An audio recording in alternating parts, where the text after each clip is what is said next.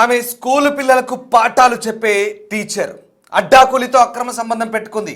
అడ్డుగా ఉన్న భర్తను దారుణంగా హత్య చేసింది. పైగా అది సహజ మరణంగా చిత్రీకరించే ప్రయత్నం చేసింది. గుండెపోటుతో చనిపోయాడంటూ కట్టుకథలలింది. కానీ పాపం పండి చివరికి వ్యవహారం బయటపడింది. ఎస్, హైదరాబాద్ మేడిపల్లిలో భర్త హత్య కేసులో బిగ్ ట్విస్ట్ ఇది. భార్య ప్రియుడి గురించి అశోక్ ముందే సమాచారం తెలిసింది. అతన్ని వదిలేయాలంటూ పదే పదే రిక్వెస్ట్ చేశాడు భర్త అశోక్. అందుకే భర్త అశోక్ను చంపేయాలని పూర్ణిమ ప్లాన్ చేసింది. భర్త రాకముందే ఇంట్లో మాట వేసిన ప్రియుడు మహేష్, అతడి స్నేహితుడు సాయి ముందు దాడి చేసి ఆ తర్వాత 3 చున్నీలతో అశోక్ గొంతు నిలిమి హత్య చేశారు. ఇందులో పూర్ణిమ కూడా సహకరించింది. పూర్ణిమ, మహేష్, ఇంకో వ్యక్తి ముగ్గురు కలిసి అశోక్ను దారుణంగా హత్య చేశారు. పైగా ఆయన భార్య పూర్ణిమ అతనిని గుండెపోటుగా చిత్రీకరించే ప్రయత్నం చేసింది. అశోక్ చెల్లి అనుమానంతో నిజాలు వెలుగు చూశాయి. కర్ణాటకలోని బెంగళూరుకు చెందిన విజే అశోక్ పూర్ణిమ 2011లో పెళ్లి చేసుకొని హైదరాబాద్లో స్థిరపడ్డారు. బోడుప్పల్లోని ఈస్ట్ బృందావన్ కాలనీలో నివాసం ఉంటున్నారు. ఓ ఇంజనీరింగ్ కాలేజీలో లాజిస్టిక్ మేనేజర్గా పనిచేస్తున్నారు అశోక్. ఇంటి దగ్గరే పూర్ణిమ ప్లే స్కూల్ నడుపుతూ పిల్లలకు పాఠాలు చెబుతోంది. ప్రకాశం జిల్లాకు చెందిన నిర్మాణ కూలీ పాలేటి మహేష్తో ఆమెకు వివాహేతర సంబంధం ఏర్పడింది. ఈ నేపథ్యంలోనే యాదాద్రికి చెందిన బుక్యా సాయి కుమార్తో కలిసి ఇక భర్తను అడ్డు తొలగించుకోవాలని భావించిన పూర్ణిమ ప్రియుడితో కలిసి మరో వ్యక్తి సహకారంతో భర్తను అతి దారుణంగా హత్య చేసింది. దీంతో ఈ వ్యవహారం సంచలనం రేపింది. మేడ్చల్ జిల్లాలోని మేడిపల్లిలో జరిగిన ఈ హత్యోదంతం సంచలనం రేపుతోంది. వివాహితర సంబంధానికి అడ్డుగా ఉన్నాడన్న కారణంతో కట్టుకున్న భర్తను తన ప్రియుడితో కలిసి అతి దారుణంగా కడతెచ్చింది ఈ భార్య. దీనికోసం ముందుగానే ప్రియుడు అతని స్నేహితులతో కలిసి ఓ ప్లానింగ్ వేసుకొని పక్కా ప్లానింగ్ ప్రకారమే హతమార్చారు. తన భర్త గుండెపోటుతో మరణించాడని పోలీసులు బంధువులను నమ్మించాలని చూసింది. కానీ పోలీసుల ఇంటరాగేషన్లో అసలు విషయం బయటపడింది. దాంతో ఆమెను, ఆమె లవర్ని, వారికి సహాయం చేసిన మరొకరిని మేడిపల్లి పోలీసులు అరెస్ట్ చేశారు. ఇక బెంగళూరు చెందిన విజయ్ అశోక్ 40 సంవత్సరాలుంటాయి. పూర్ణిమ 36 సంవత్సరాలుంటాయి. 2011లో వీరిద్దరికి వివాహమైంది. వీరికి 12 ఏళ్ల కుమారుడు కూడా ఉన్నాడు. బోడుప్పలోని ఈస్ట్ బృందావన్ కాలనీలో ఉంటున్నారు. అశోక్ యవనంపేటలోని ఓ ఇంజనీరింగ్ కాలేజీలో లాజిస్టిక్ మేనేజర్గా పనిచేస్తున్నాడు. పూర్ణిమ ఇంటి దగ్గరే ప్లే స్కూల్ నిర్వహిస్తోంది. గతంలో బోడుప్పల్లోని మరో ప్రాంతంలో నివాసం ఉంటున్న సమయంలో ఏపీలోని ప్రకాశం జిల్లాకు చెందిన నిర్మాణ కూలీ పాలేటి మహేష్, వీడికి 22 సంవత్సరాలుంటాయి. వాటితో పూర్ణిమకు వివాహితర సంబంధం ఏర్పడింది. దీంతో భార్యను అశోక్ మందలించాడు. తమ నివాసాన్ని ఈస్ట్ బృందావన్ కాలనీకి మార్చాడు. అయినా పూర్ణిమ మహేష్ల వివాహితర సంబంధం ఆగలేదు. దాంతో భార్య భర్తల మధ్య గొడవలు జరిగాయి. ఈ క్రమంలో భర్తను కడతీర్చాలని పూర్ణిమ నిర్ణయించుకుంది. అందుకు మహేష్ సహకారం కోరింది. యాదాద్రి భువనగిరి జిల్లాకు చెందిన తన స్నేహితుడు బుక్యా సాయి కుమార్ సహాయం తీసుకొని ఈ నెల 11న సాయంత్రం అశోక్ కాలేజ్ నుంచి రాగానే సాయి కుమార్, మహేష్ ఇద్దరు కలిసి అతన్ని కొట్టి కింద పడేశారు. తర్వాత పూర్ణిమ, సాయి అశోక్ను గట్టిగా పట్టుకున్నారు. తర్వాత మహేష్ 3 చున్నీలను మెడకు బిగించి ఊపిరాడకుండా చేసి చంపేశాడు. చనిపోయాడని నిర్ధారించుకున్నాక మహేష్, సాయి అక్కడి నుంచి వెళ్ళిపోయారు. పోలీస్ కేసు నుంచి తప్పించుకోవడానికి పూర్ణిమ కథనల్లింది. అసలు అశోక్ ఎలా మరణించాడని పోలీసులు ప్రశ్నిస్తే ఈ కట్టుకథ చెప్పేసింది. తన భర్త సాయంత్రం ఇంటికి రాగానే విశ్రాంతి తీసుకుంటానని పడక గదిలోకి వెళ్ళాడని, ఇంతలో తాను ప్లే స్కూల్ ముగించుకొని రాత్రి ఇంటికి వచ్చేసరికి భోజన సమయం కావడంతో అశోక్ను పిలవడానికి తన కుమారుని పంపారని, కుమారుడు వెళ్ళి చూసేసరికి తన భర్త బాత్రూంలో స్పృహ కోల్పోయాడని అంటుంది. వెంటనే మల్కాజ్గిరి ప్రభుత్వ ఆసుపత్రి తీసుకెళ్తే అశోక్ అప్పటికే చనిపోయాడని వైద్యులు చెప్పారని చెప్తోంది. గుండెపోటుతో మరణించాడని, ఆయన మృతిపై ఎలాంటి అనుమానం లేవని పోలీసులకు కట్టుకథ చెప్పింది. బంధువులతోనూ ఇదే మాటలు చెప్పింది. అందుకే పోలీసులు కూడా నమ్మారు. అయితే మృతుడి ఒంటిపై గాయాలు ఉండడంతో పోలీసులకు తర్వాత అనుమానం వచ్చింది. అందుకే ముందు అనుమానాస్పద మృతిగా నమోదు చేసుకున్నారు కేసును. పూర్ణిమ ప్రవర్తనపై అనుమానంతో వారి ఇంటి దగ్గర సీసీ కెమెరాలను పరిశీలిస్తే అశోక్ చనిపోయిన రోజున వారి ఇంట్లోకి మహేష్, సాయి కుమార్ వెళ్ళినట్లు గుర్తించారు. ఆ ఇద్దరిని అదుపులోకి తీసుకొని విచారిస్తే అసలు విషయం బయటపడింది. దీంతో ఈ హత్యతో సంబంధం ఉన్న 3 నిందితులను పోలీసులు రిమాండ్కు తరలించినట్టు తెలిసింది. ప్రస్తుతం ఈ వ్యవహారం సంచలనం రేపుతోంది. ఇక ఈ నేపథ్యంలోనే ప్రస్తుతం ఈ హత్యోదంతానికి సంబంధించి పోలీసులు చాలా ప్రతిష్టాత్మకంగా తీసుకొని దర్యాప్తు చేశారు. ఒక స్కూల్ టీచర్, ఒక నిర్మాణ కూలి, ఒక అడ్డా కూలితో అక్రమ సంబంధం పెట్టుకొని ఎంత పనిచేసింది? నిజంగా ఇలాంటి మనుషులు ఉంటారా?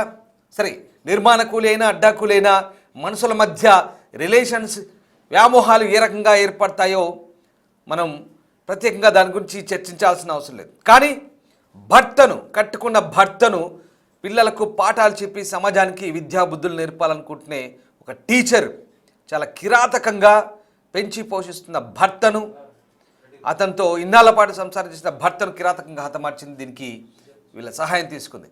రైట్, మా ప్రతినిధి సుజాత లైవ్లో జాయిన్ అవుతున్నారు. ఏం జరిగిందో ఒకసారి సుజాత దగ్గరికి వెళ్దాం. సుజాత,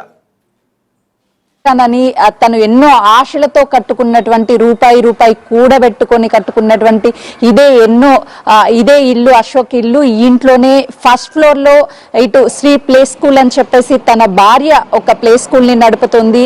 ఫస్ట్ ఫ్లోర్ లో వచ్చేసి తను కిరాయికి ఇచ్చారు. సెకండ్ ఫ్లోర్ లో అశోక్ తన కుటుంబంతో కలిసి ఎన్నో కోటి ఆశలతో తన కుమారునితో జీవితం గడుపుతున్నటువంటి సమయంలోనే ఈ పక్కనే మనకి కనిపిస్తున్నటువంటి ఇల్లు ఏదైతే నేను విజువల్స్ లో చూపించే ప్రయత్నం చేస్తున్నాను. ఈ ఇంట్లోనే 6 నెలల క్రితము మహేష్ వచ్చి వాళ్ళ కుటుంబ సభ్యులతో కింద ఉన్నాడు. ఆ తర్వాత పక్కనే ఉన్నటువంటి పూర్ణిమని పరిచయం చేసుకున్నాడు. పరిచయం చేసుకొని ఈ ఇంటి నుంచే పైన ఉన్నటువంటి ఒక మార్గం ద్వారా రెగ్యులర్ గా కూడా వాళ్ళ ఇంటి పెంట్ హౌస్ నుంచి ఇక్కడికి వెళ్ళేవాడు అని చెప్తున్నాడు. అయితే ఎప్పుడైతే మహేష్ తో పరిచయం ఏర్పడిందో భర్తతో దూరం ఉండడం స్టార్ట్ చేసింది. చుట్టుపక్కల ఉన్నటువంటి వాళ్ళంతా కూడా, ఒకసారి నేను చుట్టుపక్కలంతా కూడా చూస్తాను, ఎందుకంటే ఈ కాలనీలో అన్ని ఒక్కొక్క ఇల్లు ఒక్కొక్క ఇంటి దగ్గర ఆనుకొని కనిపిస్తుంది. ఏ ఇంట్లో నుంచి పక్క ఇంట్లోకి వెళ్ళాలన్నా సరే టెర్రస్ మీద నుంచి జంప్ చేయడం అనేది చాలా ఈజీగా ఉన్నటువంటి ప్రాసెస్. ఒకసారి ఇంటి దగ్గర నుంచి నేను చూపించే ప్రయత్నం చేస్తున్నాను. చూడండి, ఇక్కడ ఉన్నటువంటి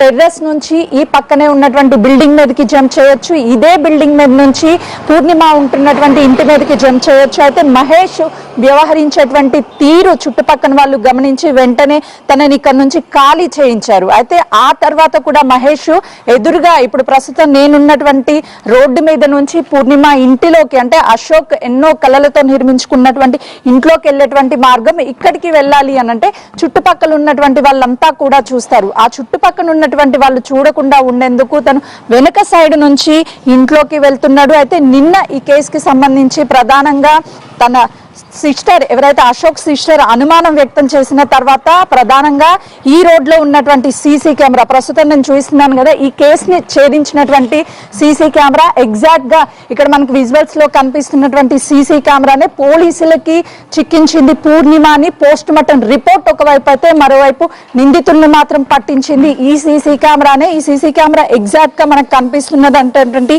ఇది ఆ పూర్ణిమ ఇంటికి ఎవరైతే వస్తారో అదేవిధంగా రోడ్డు మీద వెళ్తున్నటువంటి వాళ్ళని క్యాప్చర్ చేస్తుంది. ఫర్ ఎగ్జాంపుల్ ఎగ్జాక్ట్ గా నేను ఇక్కడ ఉన్నప్పుడు ఇలా నడుస్తున్నటువంటి విజువల్ అంతా కూడా ఆ సీసీ కెమెరా అనేది క్యాప్చర్ చేస్తుంది. మరోవైపు ఇలా రోడ్డు మీద ఫర్ ఎగ్జాంపుల్ ఇక్కడ ఒక వెహికల్ నిల్చొని ఉంది, ఆ వెహికల్ ని చూపించే ప్రయత్నం చేస్తున్నాను. ఎగ్జాక్ట్ గా ఈ పర్సన్ నిల్చున్న చోట పూర్ణిమ గేట్ ఉంది. నేను ఇక్కడ నిల్చున్నప్పుడు అక్కడ ఉన్నటువంటి సీసీ కెమెరా కూడా క్యాప్చర్ చేస్తుంది. ఒకసారి కెమెరామెన్ చూపించే ప్రయత్నం చేస్తాడు. అక్కడున్న సీసీ కెమెరామే ఈ కేసుకి సంబంధించినటువంటి అసలు ఏం జరిగింది, ఎవరు వచ్చారు అన్న విషయాలన్నిటిని కూడా బయటపెట్టింది. ఎగ్జాక్ట్ గా మర్డర్ జరిగినటువంటి 11వ తారీఖు ఉదయము 9:30 మహేష్ ఇక్కడ నుంచే ఎగ్జాక్ట్ గా మహేష్ వచ్చాడు. ఆ మహేష్ వచ్చేటువంటి విజువల్ ని కూడా ఆ సీసీ కెమెరానే క్యాప్చర్ చేసింది. తను వచ్చినటువంటి టైంలో డైరెక్ట్ గా ఇంట్లోకి వెళ్ళిపోయాడు. ఇదే ఇల్లు పూర్ణిమ తన భర్త ఉంటున్నటువంటి ఇల్లు. వెళ్ళిపోయిన తర్వాత సాయి తన స్నేహితుడిని అశోక్ పిలిపించుకొని లోపలికి సాయంత్రం 4:30 ప్రాంతంలో, అంటే ఒక్కసారి ఆలోచించండి, భర్త కాలేజ్ కి వెళ్ళి ఇంటికి వచ్చేసరికి భార్యతో సాయి ఫ్రెండ్ అదేవిధంగా అశోక్ లోపల ఉన్నాడు. ఎవరైతే మహేష్ తో గత కొన్ని నెలల నుంచి ఈ రిలేషన్ కంటిన్యూ చేస్తుందని చెప్పేసి అశోక్ కి తెలుసు. కానీ మహేష్ ని తన భార్య పూర్ణిమని ఒకేసారి ఒకే రూమ్ లో చూసినటువంటి అశోక్ ఒక్కసారిగా ఎలా తన సిచ్యువేషన్ ఉండేది అనేది మనం ఊహించుకోవడానికే చాలా బాధగా అనిపిస్తుంది. ఆ టైంలో భర్త చూసినప్పుడు ఆ సిచ్యువేషన్, తన కండిషన్ ఏ విధంగా ఉంటుందో కూడా అర్థమవుతుంది. ఆ తర్వాత ఈ గ్రౌండ్ ఫ్లోర్ లో స్కూల్ నడుపుతుంది, ఫస్ట్ ఫ్లోర్ లో కిరాయికి ఇచ్చింది. సెకండ్ ఫ్లోర్ లో వచ్చేసి వాళ్ళు ఉంటున్నారు కాబట్టి డైరెక్ట్ గా అశోక్ ఉన్నటువంటి రూమ్ లోకి వెళ్ళి అశోక్ ని అత్యంత కిరాతకంగా అయితే మాత్రము చున్నీతో మొత్తం 3 చున్నీల సహాయంతో మెడకి గట్టిగా టైట్ చేసి భార్యని భర్త కాళ్ళు చేతులు పట్టుకొని ఒకవైపు మహేష్ సాయి తన కళ్ళ ముందే చంపేసినా కూడా చలనం లేకుండా తన కొడుకు గుర్తు రాలేదు. తన ప్రయాణం అంటే పెళ్లి అయ్యి దాదాపు 15 సంవత్సరాలు అవుతున్నా తనతో గడిపినటువంటి మెమరీస్ తనకేమి గుర్తుకు రాలేదు. అన్నీ మైమర్చిపోయి కేవలం ఆ టైంలో మహేష్తో తనకి జీవితం మాత్రమే ప్రశాంతంగా కనిపిస్తుంది, మంచి జీవితం కనిపిస్తుంది, కానీ భర్త కనిపించలేదు అనేది ఇప్పుడు అందరినీ కలిసివేస్తుంది. కానీ ఈ కేసులో మాత్రం సీసీ కెమెరాలు ప్రధాన ఆధారంగా మారాయి. పోస్ట్ మార్టం కూడా కీలకంగా మారింది. ఈ రత్న